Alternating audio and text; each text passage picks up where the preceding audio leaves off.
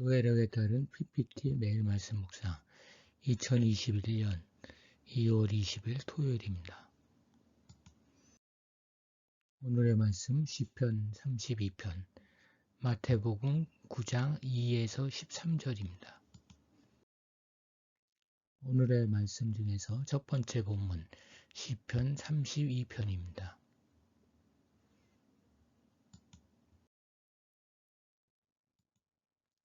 목회자들 사이에는 신자들이 죄에 대한 말을 듣기 싫어하니 삼가야 한다는 말이 있습니다. 그러니 죄의 고백과 하나님의 사죄는 낯섭니다. 영화 밀양에서 여주인공 시내는 그리스도 정신에 따라 자신의 아들을 죽인 살인범을 용서하겠다는 마음으로 아들을 죽인 살인범 면회를 갔습니다. 그런데 그 살인범은 시내에게 사죄하기는커녕 자기는 이미 하나님께 용서를 받았다면서 멋대로 마음의 짐을 털어내는 뻔뻔한 모습을 보였습니다. 성경의 사죄는 이와는 다릅니다. 마스길은 교훈, 깨닫다, 생각하다는 뜻입니다. 이 이름이 붙은 시는 교훈적인 시, 묵상시, 능력 있는 노래라는 뜻으로 보는 견해가 다수입니다. 이 시는 죄 없는 자가 아닌 사죄함을 받은 자의 복에 대해 말하고 있습니다. 그러면 무슨 죄로부터 사함받았다는 것입니까?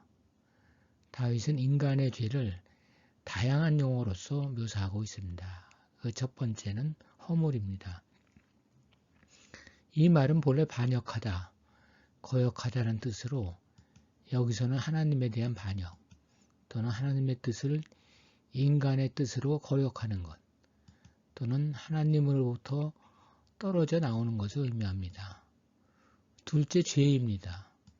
이 말은 표적을 빗맞추거나 길을 잃는다는 뜻입니다. 여기서는 참된 길은 진리에서 벗어난 것을 말합니다. 셋째는 2절의 정죄에서 죄입니다. 이는 왜곡된 것을 의미하는 말인데 하나님의 뜻에 순종하지 않는 태도 또는 하나님의 뜻을 존중하지 않는 것을 뜻합니다. 이 용어들은 인간이 저지를 수 있는 모든 종류의 죄의 양상들입니다. 이들 악에 대해서 용서를 구하지 않을 경우에 그 죄들은 그대로 남아 심령을 괴롭힙니다. 그 괴로움은 마치 뼈가 녹아내리고 진액이 빠져나오는 것 같습니다. 하나님께 범죄함으로 인한 엄청난 고통을 벗어나는 방법은 하나님 앞에 죄를 고백하는 길밖에 없습니다. 다윗은 자신의 죄를 낱낱이 자복합니다. 자복은 죄를 숨기지 않고 낱낱이 고백하는 겁니다. 자복이야말로 사죄의 은총을 받기 위한 조건입니다. 사죄받기 위해서는 마음에 간사함이 없어야 한다는 것입니다. 여기서 간사라는 말은 속이는 것을 뜻합니다. 그러니까 완전한 사죄의 은총을 받기 위해서는 자신의 죄를 하나라도 속이지 않고 하나님께 고백해야 한다는 것입니다.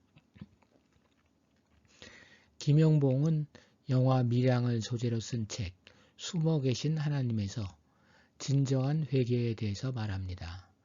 하나님 앞에서 눈물로 자신의 잘못을 뉘우치는 회개, 자신이 끼친 잘못에 대해 어떻게든 갚는 보상, 다시는 그런 잘못을 하지 않도록 자신을 고치는 개혁, 이 세 가지를 갖춰야 온전한 회개가 된다고 합니다.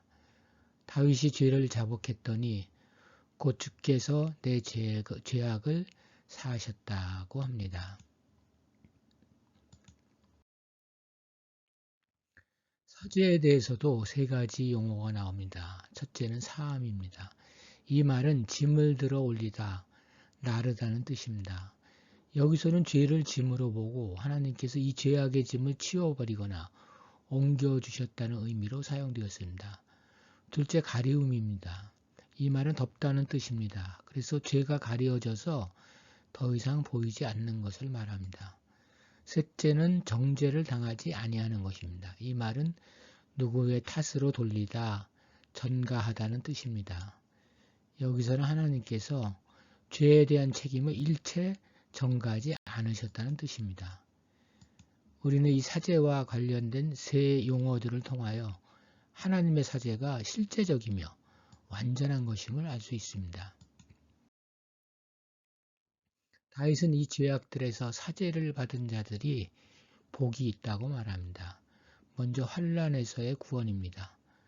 진실로 홍수가 범람할지라도 그에게는 미치지 못하리다 라고 6절에서 말합니다. 홍수의 범람은 갑작스러운 재앙에 대한 상징입니다. 여호와께 자복하는 자에게는 그 재앙이 감히 미치지 못한다는 것입니다.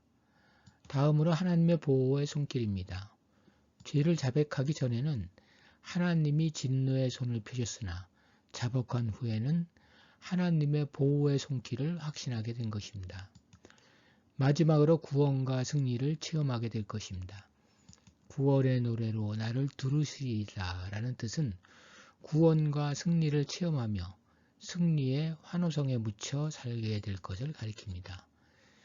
그러니 하나님 앞에 죄를 회개하는 것이 얼마나 복된 일입니까? 그럼에도 불구하고 재갈과 굴레가 필요한 말이나 노새처럼 죄를 고백하기를 거부하는 완고한 자처럼 되지 말라고 권합니다. 그런 자에게 남는 것은 하나님의 진노의 채찍일 뿐입니다. 오늘의 말씀 중에서 두 번째 본문 마태복음 9장입니다.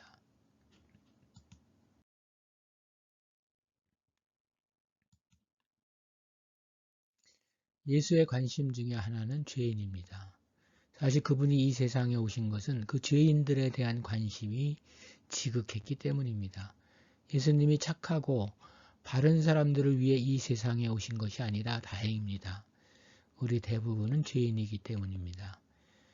그런데 세상에는 자신들이 죄인이 아니고 의인이라고 주장하는 사람들도 있습니다.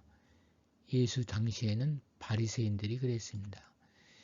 이들의 관심은 자신들의 의를 드러내기 위해 늘 다른 사람들의 죄를 찾는 일이었습니다. 그 중에 늘 표적이 된 사람들은 세리들이었습니다. 그들은 죄인의 대표 브랜드였습니다. 그러니 그들과 가까이 하는 것 자체가 죄였습니다. 그런데 예수님은 그런 죄인들의 관심이 많았기 때문에 일부러 찾아가셨습니다. 그리고 그들과 어울리셨습니다. 예수님이 그들과 어울린 방식은 음식을 함께 잡수시는 것이었습니다.